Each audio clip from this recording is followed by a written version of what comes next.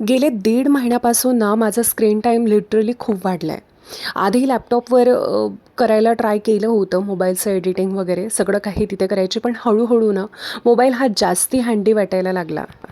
Laptop उघडण्यापेक्षा mobile हा पटकन हातात घेतला की काम सुरू. एडिटिंग, रील्स, अपलोड्स, ब्राउझिंग हे सगळं मोबाईलवरच. पण याचा साईड इफेक्ट न जाणवायला लागला आहे, कारण गेल्या काही आठवड्यांमध्ये मला हेडेक एवढं वाढलं आहे. स्टार्टिंगला मला असं वाटलं की एडिटिंग मी नाईटला करते आणि त्यामुळे काय होतं की झोप ही कमी होते आणि व्हॉइस ओव्हर वगैरे मी नाईटला करते, तर त्यामुळे मला झोपेचा जो पॅटर्न आहे तो थोडा चेंज झालेला आहे. तर त्यामुळे झालं असेल असं वाटायला लागलं. पण जेव्हा हेडेक सुरू व्हायचा ना तेव्हा लिटरली काही सुचतच नव्हतं. क्रिएटिव्ह काम करायचं असताना ब्रेन ब्लँक व्हायचा आणि एडिटिंग करायची इच्छा असली तरी ती कॉन्सन्ट्रेशन ही झिरो होऊन जायचं. तर इथे लेन्सकार्टमध्ये आम्ही आधी गॉगल्स घ्यायला आलो होतो माझ्यासाठी आणि अहोनसाठी. पण तिथे फ्री आय चेकअप होता म्हणून म्हटलं चला करून तर बघू. तर ऑनेस्टली मला वाटलं की सगळं काही नॉर्मल येईल, कारण मला आधी कधी स्पेक्सेशन होते ॲज सच. पण चेक झाल्यावरती कळालं की माझ्या एका डोळ्याची जी पॉवर आहे ती अशी बरीच कमी झालेली आहे. तर तर आता स्पेक्स इथनं घेतलेले आहेत आम्ही. ऑनेस्टली सांगायचं तर मला वाटलं होतं की हा साधा बेसिक असा चेकअप असेल, पण सरप्रायझिंगली चेकअप खूप प्रॉपर आणि सिस्टमॅटिक असा होता. सुरुवातीला त्यांनी मशीनवरती बेसिक विजन टेस्ट घेतलेत, म्हणजे डिफरंट लेन्सेस लावून क्लॅरिटी चेक केली, दूरचं जवळचं लेटर्स असे वाचायला दिले. आणि तेव्हाच मला जाणवलं की एका डोळ्याने लेटर्स हे थोडे ब्लर दिसायला लागले होते.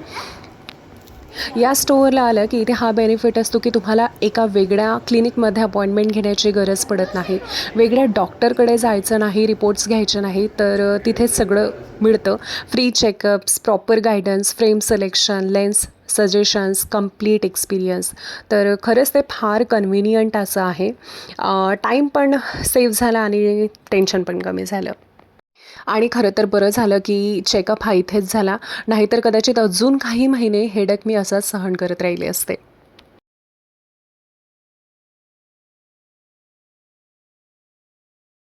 आता एक गोष्ट थोडी ओपनली सांगते. आमचे थोडे कॅमेरा शाय आहेत. कॅमेरा दिसला की थोडे कॉन्शियस होतात. म्हणजे नॉर्मल बोलत असतात, पण कॅमेरा ऑन झाला की एक्सप्रेशन हे असे चेंज. म्हणून मी त्यांना जास्त काही फोर्स करत नाही. खरं सांगायचं तर मी सुद्धा आधी कॅमेरा फ्रेंडली नव्हतेच. जेव्हा फर्स्ट टाईम ब्लॉग सुरू केला होता तेव्हा मला पण ऑकवर्ड व्हायचं की लोक काय म्हणतील, मी कशी दिसते, कशी बोलते मी कॅमेरासमोर, मी बरोबर बोलते की नाही. पण एकदा ठरवलं की व्लॉगिंग करायचं आहे तर मग हळूहळू तो कॉन्फिडन्स येत गेला. आणि ऑन कॅमेरा ते थोडे शाय असले तरी ना बॅक ऑफ द कॅमेरा तेच माझ्या बिगेस्ट सपोर्ट आहे. म्हणजे टेक्निकल इश्यूज वगैरे आला मला कुठलाही, माहीत चालत नाही किंवा लाईट प्रॉब्लेम किंवा एडिटिंग ग्लिच वगैरे, अपलोड एरर वगैरे असं आलं तर ते सॉर्ट आऊट. आणि ह्या सगळ्या गोष्टी कन्सिडर करून मी सुद्धा त्यांना कधीच फोर्स करत नाही, कारण प्रत्येकाचे जे कम्फर्ट झोन असते ते वेगवेगळी असते. स्लोली ग्रॅज्युअली सगळं होईल, ते पण ब्लॉगमध्ये कम्फर्टेबल होतील. आणि ऑनेस्टली मला त्यांना घेऊन खूप असे इन्फॉर्मेटिव्ह व्हिडिओज बनवायचे आहेत, कारण त्यांचा जर्नी असा खूप इन्स्पायरिंग आहे. माइंडमध्ये ऑलरेडी भरपूर आयडियाज आहेत. ते दुबईला जॉबसाठी कसे गेले, तिथे फर्स्ट टाईम गेल्यावर कसं वाटलं, काय चॅलेंजेस त्यांनी फेस केले, तिथली प्रोफेशनल लाईफ किंवा इंडियामध्ये ते जेवढे वर्ष होते तर इथली प्रोफेशनल लाईफ काय डिफरन्स आहे, इंडिया दुबई सॅलरी डिफरन्सेस काय आहे, तर तिथले बेनिफिट्स काय असतात, कुठल्या सॅलरीवरती ते तिथे कम्फर्टेबली सर्व्हाइव्ह करू शकतात, ह्या सगळ्या अकोमोडेशन, फूड, ट्रान्सपोर्ट हा जो एक्सपेन्सेस आहे तो कशा प्रकारे मॅनेज करतात. मला वाटतं की खूप लोकांना हे ना जाणून घ्यायला आवडेल, स्पेशली जे अब्रोड जॉबबद्दल विचार करत आहे त्यांच्यासाठी हे व्हिडिओज खूप जास्ती यूजफुल, हेल्पफुल ठरतील. तर आता तर हे सगळं माइंडमध्ये फक्त प्लॅनिंग स्टेजलाच आहे. जसे मी कॅमेरा फ्रेंडली नव्हते तसं तेही आहेत, पण हळूहळू सगळं सेटल होईल.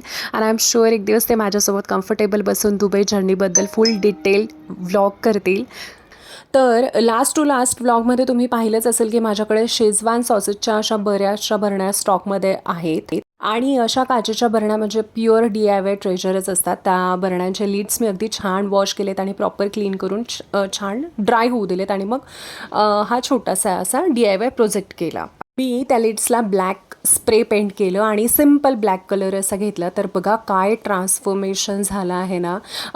ज्या आधी ते लिड्स थोडे मिसमॅच आणि रँडम असे दिसत होते, पण ब्लॅक कलर केल्यावर इन्स्टंटली क्लासी, मिनिमल आणि अस्थेटिक लुक याला आलेला आहे. तर खरंच कधी कधी छोटासा कलर चेंज सुद्धा किती मोठा डिफरन्स करतो. आता या सगळ्या भरण्या अगदी दिसायला सेम दिसत आहेत, एक सेट वाटतोय, तर त्यामध्ये मी अशा प्रकारे ड्रायफ्रूट स्टोअर केलेले आहेत. आणि या जर भरण्या मी ॲज इट इज शेल्फमध्ये ठेवल्या असत्या तर त्या एवढ्या ऑर्गनाइज किंवा ॲस्थेटिक दिसल्या नसत्या. आणि आता यू वोंट बिलीव्ह हा मेकओव्हर मी फक्त 150 रुपयात